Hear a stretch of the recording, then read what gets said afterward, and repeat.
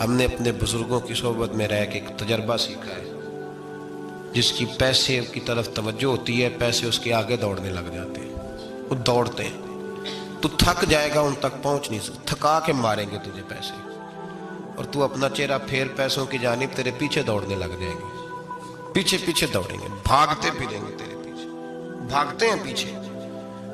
لوگ کہتے ہیں نہیں رہنے دو، ضرورت نہیں، دنیا کا مزاج ہے، جو دنیا کے پیچھے بھاگتا ہے اس کے آگے بھاگتی ہے، اور جو منہ موڑ لیتا ہے اس کے پیچھے لگ۔ درویشی اختیار کرنے کا ارادہ تو کریں، ہم پروگرام ہی نہیں بناتے، ہمارا ارادہ ہی نہیں بنتا، ارادہ تو کریں، اور بھائی جس دن ارادہ ہو جاتا ہے اسی دن اللہ نوازنا شروع کر دیتا ہے، جس دن ارادہ ہوتا ہے اسی دن اللہ کہتا ہے چل کھول گیا وَيَرْزُقُهُ مِنْ حَيْثُ لَا يَحْتَسِبُ، اب تجھے وہاں سے دینا جہاں سے تیرا کبھی گمان بھی نہیں گیا ہوگا۔ اس لیے میرے بھائی توجہ اللہ کی طرف، خبردار، یہ دنیا داری جتنی اس کی ضرورت ہے اس کو اتنا کرو۔ میرے نبی پاک نے زہد اختیار فرمایا ہے، زہد، دنیا داری، پیسے بڑے اچھے ہوتے تو سب سے زیادہ میرے مصطفیٰ کی تجوری میں ہوتے، سب سے زیادہ۔ اگر آپ توجہ دنیا داری کی طرف کریں گے تو حالات خراب ہو جائیں گے، توجہ رب رسول کی طرف رکھیں، بڑی جلدی بہتری ہو۔ محمود غزنوی نے نا ہیرے بکھیر دیے، خزانوں کے منہ کھول دیے، کہنے لگا جو جس پہ ہاتھ رکھے گا شے اسی کی ہو جائے گی۔ کھول گئے دروازے، جو لوگ دوڑے، پتہ تھا بادشاہ کے پاس کیا کیا ہے، یوں سمجھ لیں کسی نے پجاروں پہ ہاتھ رکھ دیا، کسی نے جا کے تو وہ جو بندھے ہوئے تھے بڑے بڑے جانور استبل میں، اس نے کہا حویلی گھوڑوں سمیت میری، کسی نے کسی شے پہ، کسی پہ کسی شے پہ، دوڑنے لگے، جس پہ جو ہاتھ رکھے اسی کی۔ ایاز بڑا سیانہ تھا، پیچھے سے اٹھا دھیما دھیما آ کے تو محمود غزنوی کے کندھے پہ ہاتھ رکھ دیا۔ اس نے کہا تجھے کوئی شے نہیں چاہیے؟ کہا بادشاہ تو وعدے پہ قائم رہ، تو نے کہا تھا جو جس پہ ہاتھ رکھے گا اسی کا ہو جائے گا، تو مجھے جو شے چاہیے تھی میں نے ہاتھ رکھ دیا ہے، اب تو بتا وعدے پہ قائم ہے کہ نہیں؟ تو محمود نے اٹھ کے سینے سے لگایا، ماتھا چوما، کہا یاز بات ختم ہو گئی، دنیا داروں کی، مال داروں کا، ہر شے جس نے جو مانگی اس کی، پر ایاز محمود تیرا ہی رہے گا، محمود تیرا ہی رہے گا، محمود تیرا ہی رہے گا۔ نہ وہ غزنوی میں تڑپ رہی، نہ وہ خم ہے زلف ایاز میں، نہ وہ حسن میں رہی شوخیاں، نہ وہ عشق میں رہی گرمیاں، کہا یہ تیرا ہی رہے گا۔ او بھائی ایاز ہمیشہ فائدے میں رہا، ہمیشہ، اس کے لب ہلتے تھے تو محمود ہر شے نچھاور کر دیتا تھا۔ کیوں ایک پجاروں کے پیچھے بھاگتے ہو؟ وہ چابی کیوں نہیں لیتے جس سے سارے خزانے کھل جاتے ہیں؟ وہ چابی کیوں نہیں لیتے جس سے سارے خزانے کھل جاتے ہیں؟ وہ چابی حاصل کرو، بس جس کا محمود ہو گیا وہ بچ گیا، اور جو پجاروں کے پیچھے الجھ گیا وہ بس ختم ہو گیا معاملہ۔ اس لیے توجہ ادھر رکھو جہاں سے ہر شے ملنی ہے۔ دنیا داری زندگی میں اتنی زیادہ دنیا داری ہے لوگوں میں، اتنی زیادہ، لوگ دین داری بھی دنیا داری کے رنگ میں کرتے ہیں، وہ کام جو خالص ہونا چاہیے تھا وہ بھی لوگ اب دنیا داری کے رنگ میں کرنے لگے۔ کہیں ان جگہوں پہ لوگ جا کے اپنا پیسہ خرچ کرتے ہیں جہاں رش زیادہ ہوگا، وہاں جا کے پیسے دیں گے، ذرا اعلان لمبا چوڑا ہوگا، آپ بڑا اشتہار پہ نام لکھ دیں بڑے چودھری صاحب کا، راضی ہو جائیں گے۔ وہ خالص دینداری جس میں کوئی شائبہ نہیں ہونا چاہیے تھا دنیا کا، وہ بھی اب لوگ اس رنگ میں۔ اور یاد رکھیں میرا رب بڑا سخت امتحان لیتا ہے دنیا دار کا۔ جب بندہ دنیا داری کے پیچھے بھاگتا ہے تو اللہ اس کے لیے رستے بناتا جاتا ہے، کہتا چل لے، کتنے پیسے لے گا؟ وہ جہاں ہاتھ رکھتا ہے نا اس کو دولت ملتی جاتی ہے، دیتا جاتا ہے۔ پتہ اسے تب چلتا ہے جب اللہ اس سے دعا کی لذت چھین لیتا ہے، پتہ اسے تب چلتا ہے جب دنیا رہ جاتی ہے۔ دنیا ظلم کی حد نہیں، زیادتی کی حد نہیں، کہ تو رب کریم کا قرآن پڑھ رہا تھا اتنی دیر تو نے پڑھا جتنی دیر ویلوں کی بارش ہوتی رہی، یہ تو سمجھا ہی نہیں تجھے کتنی بڑی سزا ملی ہے، تو نے سوچا ہی نہیں ہے کہ تو نعت پڑھ رہا تھا اور اتنی دیر تیری زبان پہ رہی جب تک پیسوں کی بارش ہوتی رہی، تو سمجھا ہی نہیں کہ تو صرف اس مرید سے راضی ہے جو نوٹ لے کے آتا ہے، نیک ہے یا نہیں ہے، یہ تیرے لیے سزا نہیں کہ جس دن گاہک زیادہ آئے تو نے نماز ہی چھوڑ دی، یہ سزا نہیں تیرے لیے؟ تو سمجھے ہی نہیں اس بات کو، اللہ سزا دیتا ہے، تو نے اولاد مانگی رب کریم نے دے دی، اگر تو پلٹ کے نہیں آیا تو پھر وہ اولاد تیرے لیے آزمائش ہے. تو سمجھا ہی نہیں کہ تجھے اللہ پاک نے کس قدر آزما. اور دنیا دار دین کے معاملے میں بھی، عبادت کے معاملے میں بھی، ریاضت کے معاملے بھی، انفاق فی سبیل اللہ، ہر معاملے میں دنیا داری، ہر معاملے میں دنیا داری. چھوڑ دیں اس کو، کچھ دیر کے لیے نکلا کریں، کچھ دعائیں خالص مانگیں جن میں خدا مانگے، اللہ مانگے، اللہ کا رسول مانگے. دنیا داری چھوڑ دیں کچھ دیر کے لیے. ایک صحابی ہیں، بخاری شریف صحیح سند کی حدیث ہے، کلمہ پڑھا، کچھ دنوں کے بعد مال غنیمت آیا. نبی پاک صلی اللہ علیہ وسلم مال تقسیم کر رہے تھے تو میرے حبیب نے اس صحابی کو بھی دیا، فرمایا یہ رکھ لے. اس کو پیسے دیے حضور نے. اس نے پیسے ہاتھ میں پکڑے اور محبوب پاک صلی اللہ علیہ وسلم کا چہرہ دیکھ رہا ہے. پتہ کیا لفظ اس کی زبان پہ آئے؟ کہنے لگے یا رسول اللہ میں نے اس لیے کلمہ تو نہیں پڑھا تھا میں پیسے لوں گا. حالانکہ تالیف قلب حصہ اسلام کا، جو بندہ نیا کلمہ پڑھتا تھا اس کو کچھ نہ کچھ دیا جاتا تھا چونکہ اس کی برادری چھوڑ جاتی تھی. کہنے لگے حضور اس لیے تو کلمہ نہیں پڑھا تھا کہ پیسے آئیں گے. نبی پاک نے فرمایا کس لیے پڑھا تھا؟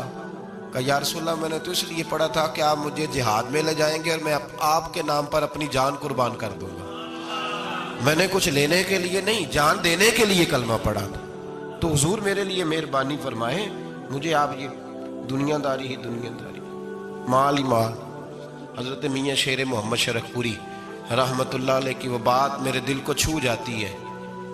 ایک آپ سے شخص آ کے کہنے لگا حضور میں پہلے غریب تھا فلاں جگہ میں نے، ہاں یہ بات بالکل درست ہے کہ شیخ جو کامل ہوتا ہے وہ دعا کرتا ہے اللہ کی بارگاہ میں، یا اللہ یہ میرے پاس آیا تو اسے کوئی کمی بھی نہ رہے، کوئی بھی نہ رہے. یہ تو اس کی اپنی درویشی ہے نا کہ وہ یہ بات کہے، تو اپنا رنگ ہے اس کا. میاں صاحب کے پاس آیا تو آ کے کہنے لگا حضور میں فلانے آدمی کا مرید ہوا ہوں، ایک کارخانہ تھا اب 4 ہو گئے. تو آپ فرمانے لگے تیرا تو بیڑا کرک ہو گیا، چاہیے تھا تیرا ایک بھی چھڑاتے، تجھے اللہ اللہ پہ لگاتے، تجھے اور بھسا دیا دنیا میں. یہ کون سی تُو نے درویشی اختیار کی؟ اور کارخانے بڑھ گئے تیرے. حضرت عیسیٰ علیہ السلام کے پاس ایک شخص آیا تو اس نے آ کے کہا میں نے آپ کے ساتھ رہنا ہے حضور، میں نے آپ کے ساتھ رہنا ہے. آپ فرمانے لگے دنیا دار بن کے رہو گے کہ دیندار؟ کہنے لگا جی میں دیندار بن کے رہوں گا. فرمانے لگے دنیا کی طلب نہ کرنا ورنہ میری صحبت میں نہیں رہ سکو. حضرت عیسیٰ علیہ السلام نے شادی نہیں کی، مکان ہی نہیں بنایا، ایک تکیہ، ایک پیالہ، ایک کمبل، جہاں رات ہوتی وہیں سو جاتے. ایک دن ایک شخص کو دیکھا کہ وہ نا ڈھلان بنی ہوئی تھی، پتھر کی پہاڑ تھوڑی سی ڈھلان بنی ہوئی تھی تو نیچے لیٹا ہوا ہے. آپ نے کمبل بھی صدقہ کر دیا. کہنے لگے آج کے بعد جہاں ڈھلان بنے گی وہاں سو جائیں گے، کمبل کی ضرورت ہی کوئی نہیں. کچھ دنوں کے بعد ایک شخص کو دیکھا کہ وہ اپنے ہاتھ کا تکیہ بنا کے سویا ہوا ہے، تکیہ بھی خیرات کر دیا. کہنے لگے اس کے بغیر بھی گزارا ہو سکتا ہے. کچھ دنوں کے بعد دیکھا کہ ایک آدمی چلو میں پانی پی رہا ہے، پیالہ بھی اللہ کے راستے میں دے دیا. کہنے لگے چل جائے گا کام اس کے بغیر. پر میں دنیا دار بن کے نہ آنا. کہنے لگا نہیں صاحب میں دیندار بن کے آؤں گا. جناب عیسیٰ علیہ السلام نے رکھ لیا. آپ پہلے دن ہی کہنے لگے چل آ جا روٹی کھا لے. 3 روٹیاں منگائیں، اس کو ساتھ بٹھایا. فرمانے لگے میں تو ایک کھاؤں گا، تو کتنی کھائے گا؟ کہنے لگا جی میں بھی ایک ہی کھاؤں گا. ایک روٹی اس نے کھا لی، ایک آپ نے کھا لی. تیسری روٹی چھوڑ کے جناب عیسیٰ علیہ السلام دریا کنارے وضو کرنے چلے گئے. واپس آئے تو روٹی کوئی نہیں تھی. اللہ کے نبی تھے، جان گئے. رب کریم کا بندہ بھی جان جاتا ہے. اقبال کہتے ہیں اولیاء کیا ہیں جواسی سلول قلوب، کہتے ہیں رب کے ولی کو ٹٹولا نہ کر، وہ تو دلوں کے حال بھی جانتا ہے. انہیں ٹٹولا نہ کر، غبار آلود سمجھ کر حکارت سے نہ دیکھ ان کو، انہی کی ٹھوکروں سے سلطنت بنتی بگڑتی ہے.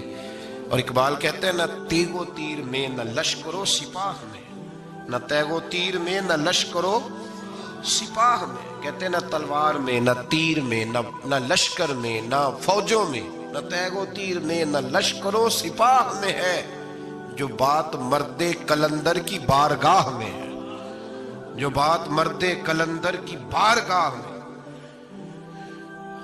تیسری روٹی کدھر ہے؟ کہنے لگا حضور مجھے نہیں پتا. فرمانے لگے تجھے پتا ہے پر تو بتا نہیں رہا. کہنے لگا مجھے تیسری روٹی کا پتا.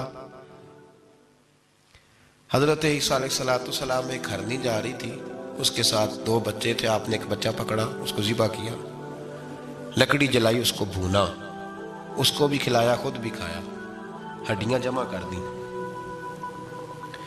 جب وہ ہڈیاں, اس پہلو کو ذرا سمجھیے گا, جب کھا بیٹھے ہڈیاں جمع, وہ ہرنی بھی کھڑی ہے, دوسرا بچہ بھی کھڑا ہے. ایک بچہ کا ذبح کر کے کھا لیا, دوسرا کھڑا ہے. جب پیٹ بھر لیے, وہ بھی ڈکار لینے لگا سامنے, تو حضرت عیسیٰ علیہ السلام ہڈیوں سے کہنے لگے چلو اٹھ جاؤ اللہ کے حکم سے. ہرنی کا بچہ پھر سے زندہ ہو گیا.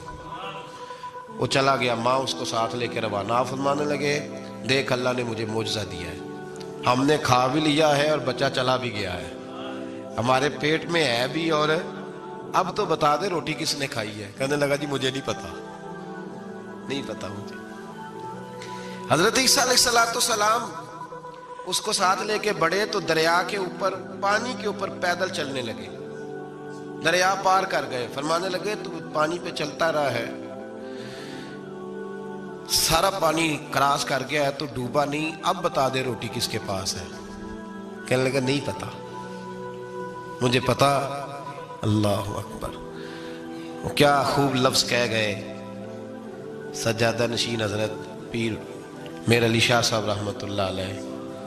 بے قدراں کچھ قدر نہ جاتی, کھیتی خوب تسلی ہو, اے دنیا دار پجاری زر دے, کتے آندے گل ٹلی ہو. سارا دریا اتنا بڑا دیکھتے ہیں لوگ, جو آتے ہیں نا درویشوں کے پاس, بڑے رنگ دیکھتے ہیں پر بدلتے نہیں. رنگ بڑے دیکھتے ہیں پر اپنے آپ کو تبدیل, وہ 5 فقیروں کسے نہیں مارے آئے ہوئی چور اندر دا ہو. دیکھتے بڑا کچھ ہے, بدلتے نہیں. نہ بدلا. حضرت عیسیٰ کہنے لگے منوا کے میں بھی چھوڑوں گا, تو مانے گا. آپ نے نا ریت کٹھی کی, ریت 3 حصوں میں ریت جمع کر لی, اور پھر اس پر کچھ پڑھ کے پھونکا تو وہ سونا بن گئی. 3 ڈھیریاں تھی ریت کی, پھونکا تو سونا بن گئی. آپ فرمانے لگے یہ سونا تیرا, ایک ڈھیری تیری, ایک میری, اور تیسری اس کی جس نے تیسری روٹی کھائی ہے. کہنا جی میں ہی کھا دی, میں نہیں کھائی. یہ تیسرا اس کا حصہ جس نے تیسری, کہنے لگا میں نہیں کھائی ہے. مان گیا. ذرا بات کو سمجھیں. پانی پہ پیدل چلا ہے پر مانا, دنیا دار ہے نا, مانا نہیں. ہرنی کا بچہ زندہ ہوتا دیکھا ہے پر مانا. دنیا قابو آنے لگی ہے تو مان گیا ہے. کہنے لگا جی میں نہیں کھائی ہے. فرمایا او بھلے مانس, تجھے کہا تھا دنیا داری نہ کرنا, تجھے جناب عیسیٰ کی صحبت ملے گی, پر تو ایک روٹی پہ رہ گیا یار. کہاں دنیا دار پجاری زر دے, کتیاں دے گل ٹلی ہو, کہاں رہ گیا تو.